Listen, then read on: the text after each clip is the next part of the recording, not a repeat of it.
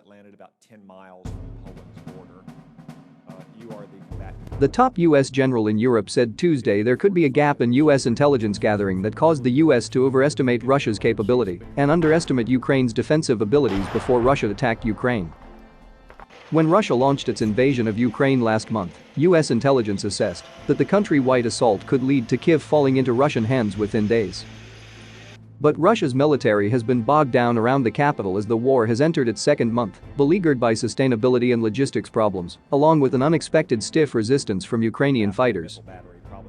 Testifying at a Senate Armed Services Committee hearing Tuesday, U.S. European Command Chief General Todd Walters was asked by Senator Roger Wicker, a Mississippi Republican, if there was an intelligence gap that caused the U.S. to overestimate Russia's strength and underestimate the Ukrainian defenses. There could be, Walters responded.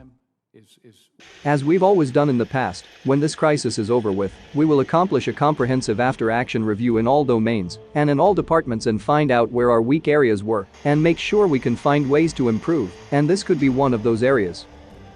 While U.S. intelligence was spot on in predicting Russia was planning to invade Ukraine, which the Biden administration aggressively released to turn global sentiment against the Kremlin, the intelligence community did not assess the poor performance of the Russian military.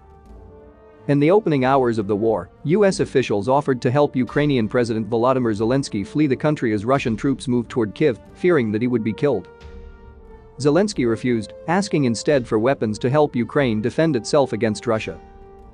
The U.S. and NATO allies have continued to help resupply Ukraine's military with weapons, including Javelin anti-tank missiles and Stinger anti-aircraft missiles that have been used against Russian forces.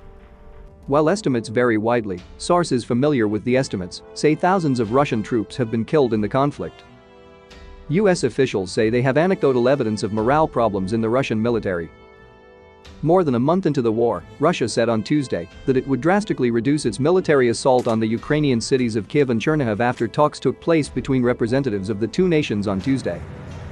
U.S. officials told CNN it was a major strategy shift by Moscow, with Russian forces pulling back in some areas of the north and focusing on gains in the south and east.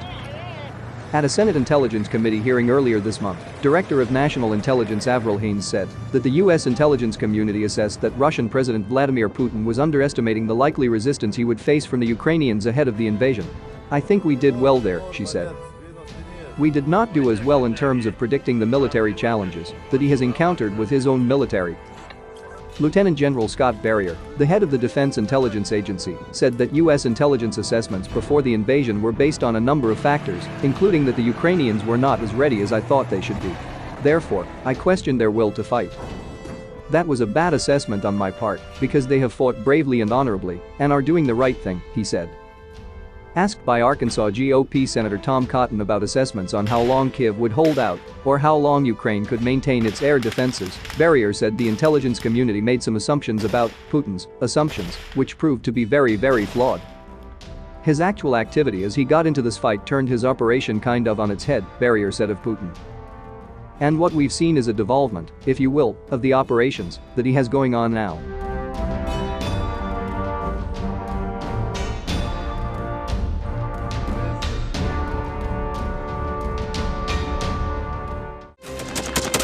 Thanks for watching, and don't forget to subscribe.